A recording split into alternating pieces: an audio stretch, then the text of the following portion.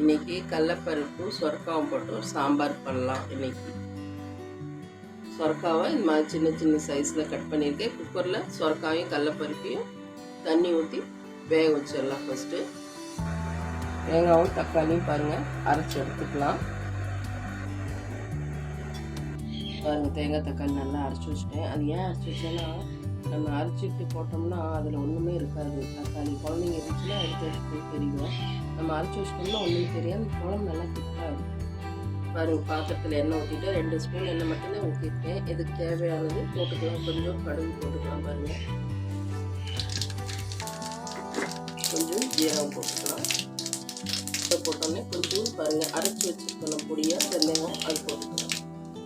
பெருங்காயத்தூள் போட்டுக்கலாம். இதெல்லாம் நல்லா பொரிஞ்சிருச்சா?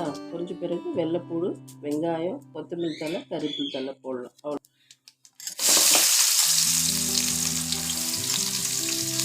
போட்டுக்கலாம்.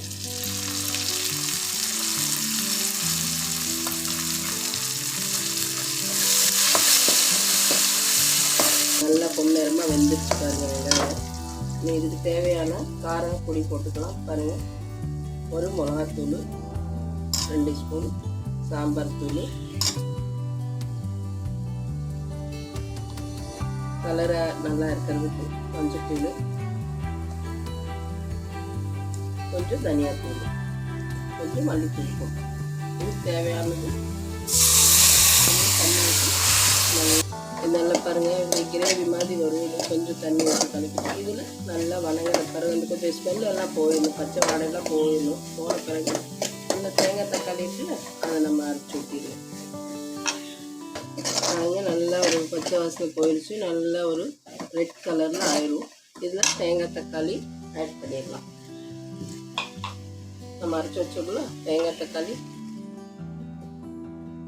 நல்லா இது ஊற்றிட்டோம்னா நல்லா இது கொதிக்கணும்.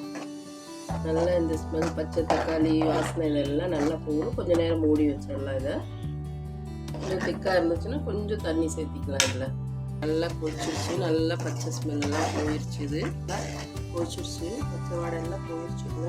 இதில் இப்போ நீ இந்த கடலப்பருப்பு இது வேக வச்சு வச்சுருக்கோம்ல ஆட் பண்ணிக்கலாம்.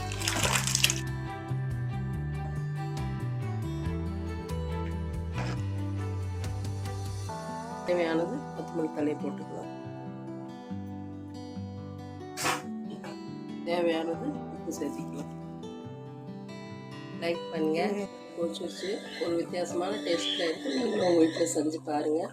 இது சப்பாத்திக்கு, சாப்பாடுக்கு, இட்லி, தோசை எல்லாத்துக்குமே யூஸ் பண்ணலாம். ரொம்ப நல்லா டேஸ்ட்டாக இருக்குது. செஞ்சு பாருங்கள். நீங்களும் உங்கள் வீட்டில் ட்ரை பண்ணி பாருங்கள்.